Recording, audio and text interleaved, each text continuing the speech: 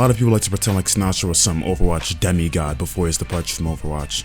It seems that only after he gets accused of literal rape and being an abusive boyfriend did the mouth viewers at our competitive Overwatch get Sinatra's 3-inch pecker firmly out of their mouths. Sinatra's a terrible human being, but if you were watching this right now, you've probably already made up your mind on this subject. You're either a J1 sicko fan who's downvoted and renewed your 40-month sub, or you're a rational human being, aka a non-rape apologist. For this video, I'm going to highlight to you how Sinatraa is the biggest fraud in Overwatch history. Enjoy. Hold up. In the pre-Owl era, this super talented player spent his tenure getting carried by the Fran and fucking emong on Selfless.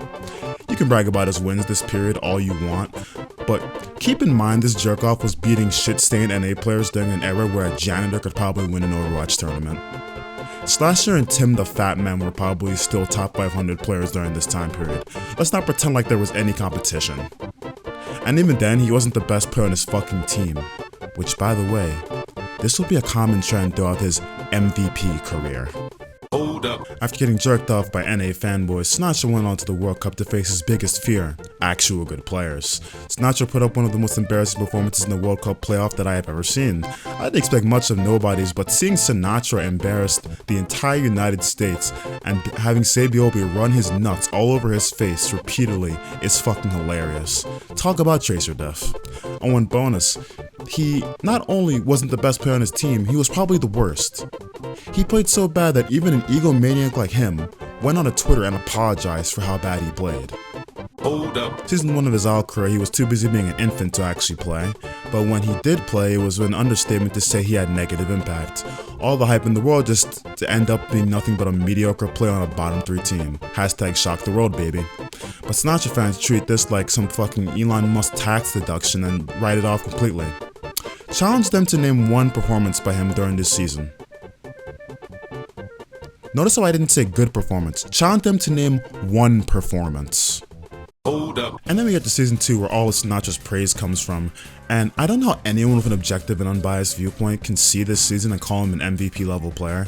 Let's lay out the facts. He one-tricked one of the easiest heroes in the game that he had already had experience with during the most team-dependent meta in the history of Overwatch. All while he was being coached by arguably the best coach in the history of Overwatch. All while he was being surrounded by a super team full of MVP candidates who would all go on to win a ring without him. To add on, this meta was a meta that tier 1 Owl teams were notoriously bad at, with only 5 teams ever being competitive at any given time. Wow, I'm so impressed. Sinatraa can be a role player in one of the greatest teams in Overwatch while playing in a Mickey Mouse league where 75% of the teams at the time didn't know how to spell goats, let alone play it. What a beast player, bro. Ah yes, I can hear the shrieking now. But the playoffs. He wasn't Zaya one trick during the playoffs. Okay, let's go with that. I'm now going to prove my case as to why this guy lucks his way into the situations he's in and is a complete role player. So after Blizzard patched the game, can you guess which DPS became meta during playoffs? Did you guess one of the worst heroes in the game, Doomfist, that is almost historically never good and would suddenly become a mandatory pick? No? Well, not J1. He just telepathically read Jeff Kaplan's mind and spent weeks grinding Doomfist. He definitely didn't just coincidentally main this garbage hero that no one else in pro play gave a shit about.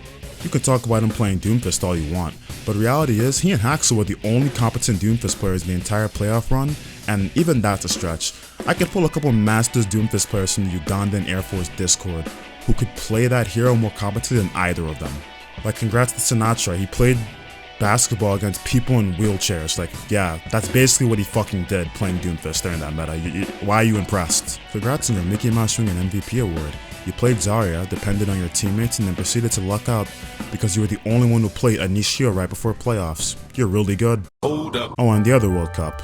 I nearly forgot to even mention this because I didn't give a shit because World Cups don't matter, but that's another rant for another day. So, the fraud played against teams who literally didn't have scream time because Blizzard, in all their intelligence, fucked up the organization and accidentally gave NA an inherent advantage of booking scrims. The Koreans came to NA and couldn't scrim. So amazing, guys. I can't believe the US won. Hold up. And in Season 3, Overwatch's favorite women respecter seemed to just disappear.